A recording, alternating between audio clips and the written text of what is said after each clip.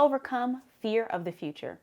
With the rate of change only increasing, being afraid of the future is no longer an option because we'll get left behind. By the time we're done with this video, you're going to get some concrete steps that you can start to take right now so you can get ahead of that fear.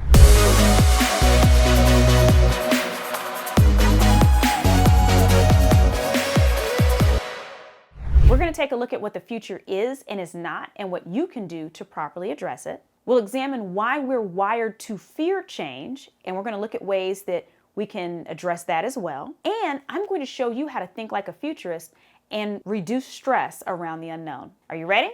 Let's get started. First off, let's define the future. Most people look at the future as this concrete thing that's coming, and then once it hits us, we have to deal with it. Almost like a train that's coming, we're on the track. Once it gets really close, now we have to scramble and figure out what to do. But that's not really what the future is. Right now, there are innumerable possible futures, and each one is still a possibility. It's a matter of us to influence which ones we're actually pulling forward closer to us. So our actions can impact the future.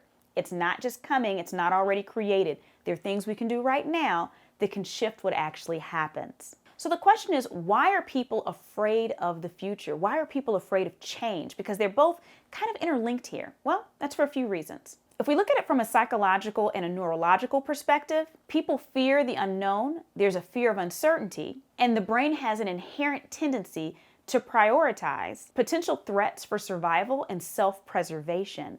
So what happens is, because we have these cognitive biases around status quo, so we prefer what's happening now typically over other periods of time, and we also have something called recency bias, which means that we tend to overestimate the importance of things that are happening now and in the immediate past, thinking that we're going to continue in those same patterns.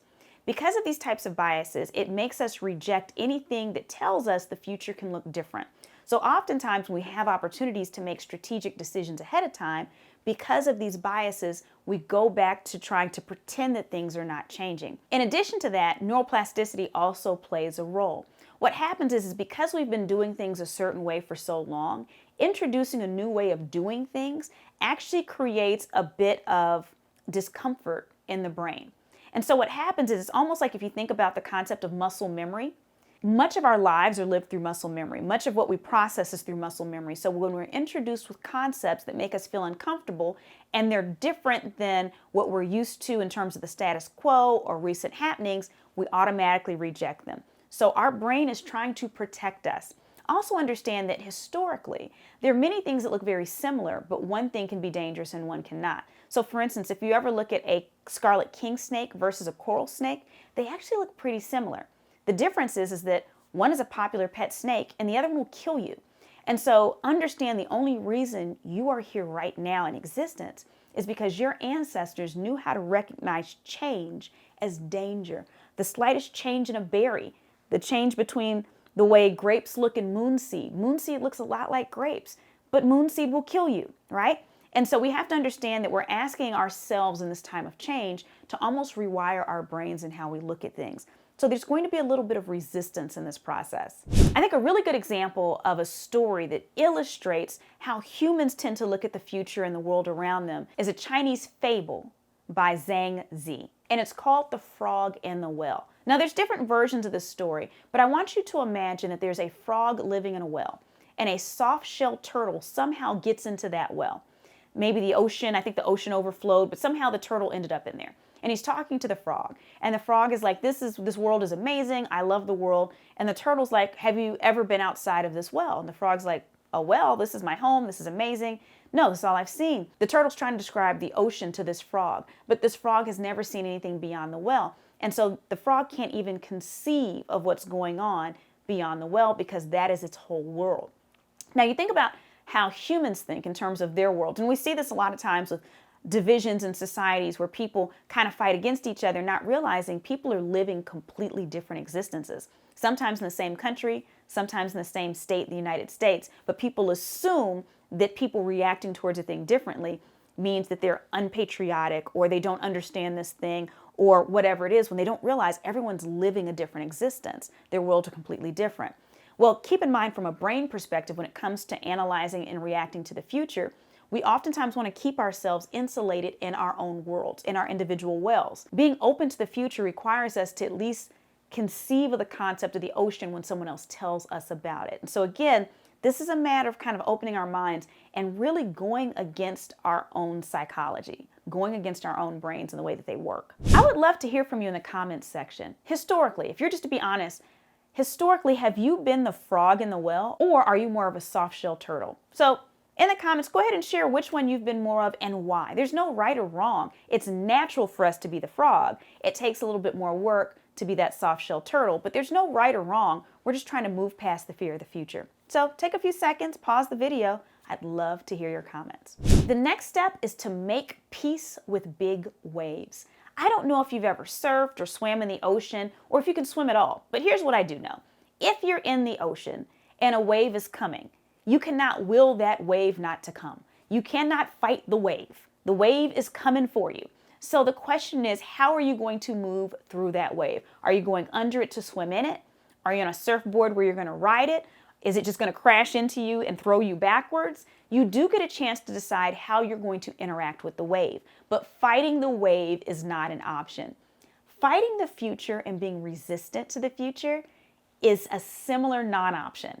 It's coming for us. The wave is coming. The question is, how are we going to position ourselves so that it can be a pleasurable experience, or at least if it's not pleasurable, it's not painful. We don't want to be smacked in the face by the wave, right? So we just want to get ahead of it a little bit. One of the things that scares people about the future is they do not have backup plans. When we have alternative plans, we feel a little bit better. So I'll give you an example. I live in Houston, Texas, an area that's known for flooding from time to time. Why?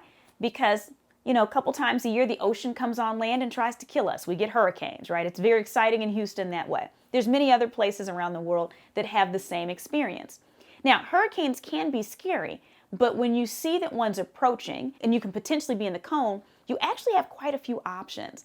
And the amount of fear that you have can be plugged into how you take advantage of these options. So number one, you can choose to flee. If you have the means, you can actually get in a car or get in some form of transportation and leave the area so that you're outside of the cone. That gives you 100% certainty that you will not be involved in that hurricane. Now, that doesn't necessarily protect your things, but it ensures that you have your life. The other things you can do is you can start to actually purchase groceries and other items that you might need in case the hurricane does hit while you're there. So things like batteries, backup generators, some of these things are things that you buy before the hurricane is even coming. They're things that you have around the home so that you're prepared. But the more that you're prepared and you have lanterns and you have bottled water and all of these things so that you're not running to the store at the last minute, you have a lot more comfort. Now, again, it doesn't mean that you're excited that the hurricane's coming, but you can't fight the hurricane, right? And so how do you put yourself in a positive position in that hurricane? And then sometimes you can even have friends and family come over. You can have a big barbecue before the hurricane hits. Believe it or not, I've done that before. There's so many things you can do. There's games you could play, things to get you through it so that it can actually be not a horrible experience. And even if the hurricane hits you, if you have the proper types of insurance, that also gives you another plan. So much of our discomfort around the future comes from not having backup plans, comes from not having planned for different scenarios so that no matter which one of these scenarios happen, we'll be okay.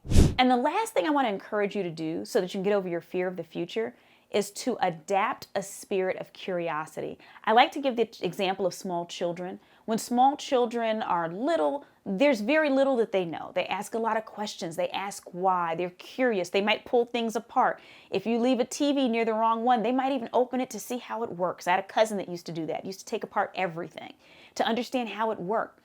They don't feel this pressure to master all this new information. They're just trying to see what it is, and they'll incorporate this knowledge into how they live their lives. Well, okay, now I know how this works. Maybe I can play with this tomorrow, or, ooh, maybe if I hook this up to this, it'll do this. This is how we look at the future. Just be curious. You can't control it.